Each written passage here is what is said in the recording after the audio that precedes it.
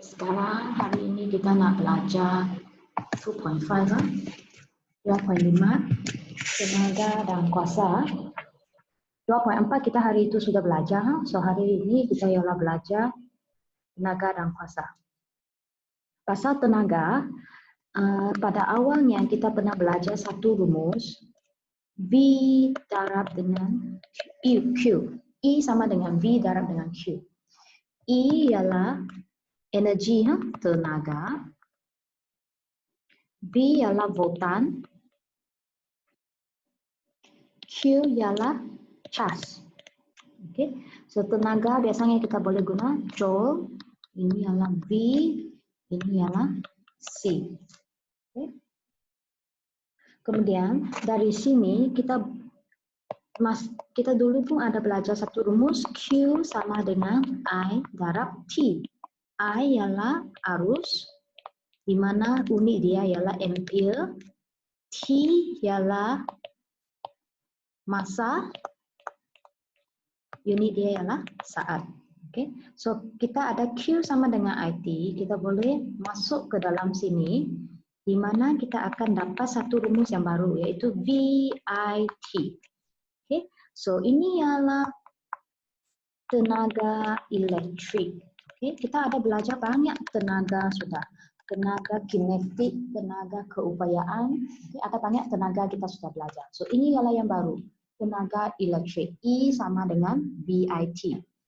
Kemudian kita ada, ini ialah rumus yang pertama kita belajar. Kemudian kita ada satu rumus lagi, iaitu V sama dengan IR. Okay, so V ini kita boleh gantikan dengan IR. So dia boleh jadi IR, IT. Okay, sebab kita ganti masuk V ini. So kamu dapat I square RT. So ini ialah rumus yang kedua kita belajar. E sama dengan I square RT. Kemudian kamu pun boleh gantikan I masuk. Kamu jangan ganti V, tapi kita ganti I masuk.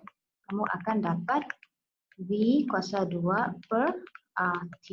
Ini ialah rumus yang ketiga yang kita belajar untuk subtopik ini, 2.4. Okay?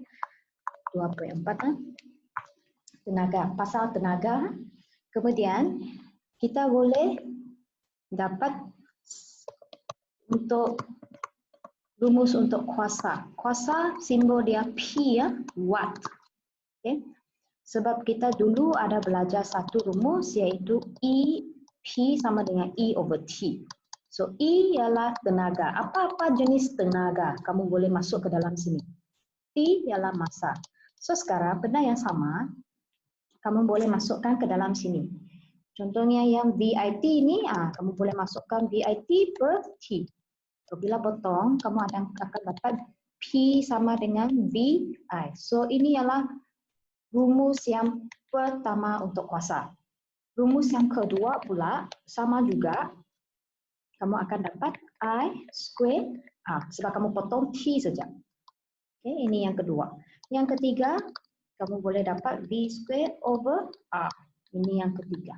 So kita ada 3 untuk kuasa dengan 3 untuk tenaga. Okay, so ini 6 rumus ini kamu kena hafal. Biasanya kita akan guna. So kamu kena tengok apakah soalan bagi. Kalau soalan bagi V, bagi I, bagi T, kita guna ini untuk cari tenaga lah. Okay. Kalau dia tak ada bagi V, dia bagi I dengan R, dan kita yang guna yang kedua. Okay.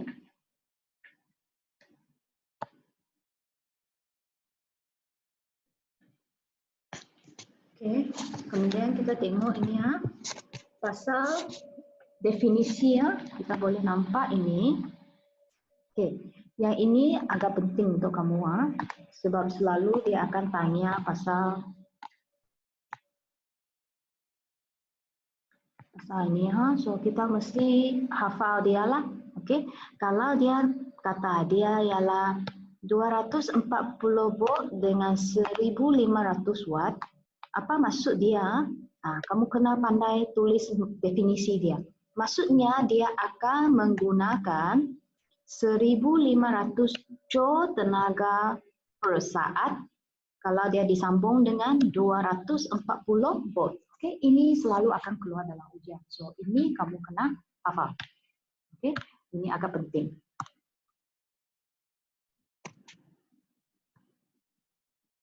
Okey, lepas tu kita nak belajar pasal ni ya. Okey, kita nak belajar kira bioelektrik. So, macam mana kita nak kira bioelektrik ini? Normally kamu boleh nampak bioelektrik kita, rumah kita, dia ialah dicatat dalam bentuk unit. Unit ini sebenarnya ialah dalam bentuk kilowatt jam, okay, ataupun kilowatt hour. Okay, kilowatt jam. So kilowatt hour ini maksudnya dia ialah kuasa darab dengan massa. Di mana kuasa ini dia lebih special, dia guna kilowatt. Okey, kita mesti tukar jadi kilowatt. Massa kamu kena tukar jadi jam. Okey. So saya bagi satu contoh. Katakan kita punya alat ini alat. Okey. Okay, let's say alat pertama kita, aircon kita. Okay, aircon kita kuasanya ialah 1.500 joule, 500 watt katakan. Okay. So satu hari kamu guna masa yang kamu guna untuk satu hari dalam bentuk jam, katakan ialah 5 jam. Okay. So macam mana kita nak kira unit dia, berapa unit dia guna ataupun dalam bentuk kilowatt jam. Okey, kita hanya perlu 1.5. Okey, ingat kuasa ini mesti tukar jadi kilowatt, so bahagi 1000. 1.5 kilowatt darab dengan 5. So 7.5 unit. Okey. Mungkin kita ada alat lain lagi, contohnya cerek air 1000 watt. Kamu guna 1 jam. So, ini pun sama 1 kilowatt darab 1 jam, iaitu 1 unit saja. Okey, katakan peti sejuk. Peti sejuk 800 watt. Kamu guna 24 jam kan? Okey, so kamu kena 0.8 darab 24. Okey. So 0.8 darab 24 kamu dapat 19.2 unit. Kemudian contohnya TV. TV 500 watt. Kamu guna 8 jam. So 0.5 darab 8. Kamu dapat 4 unit. So jumlah untuk ini ialah 31.7 unit. Ini untuk sehari. So kalau saya nak kira untuk 1 bulan, contohnya bulan Januari.